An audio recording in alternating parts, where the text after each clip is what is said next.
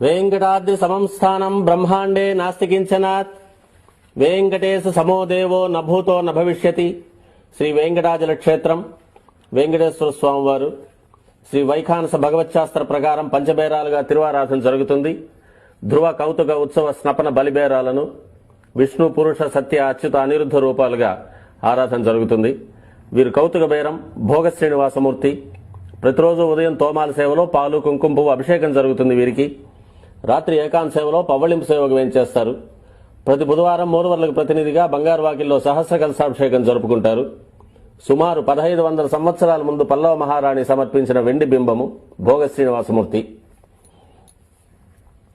ధ్రువబేరం, మూల విరాట్టు, వక్షస్థలంలో మహాలక్ష్మి అమ్మవారు, పద్మావతి అమ్మవారు, శ్రీవత్సం, కౌస్తుభం, ముఖమండలంలో పచ్చకర్పూర నామం, కస్తూరి తిలకం, శ్రీపాదరేణు అనే మహాప్రసాదం, నవరత్న కిరీటం, రత్నాల సుదర్శన పాంచజన్యాలు, రత్నాల కర్ణపత్రాలు, భుజములందు నవరత్నాల నాగాభరణాలు, కట్యవలంబిత హస్తం,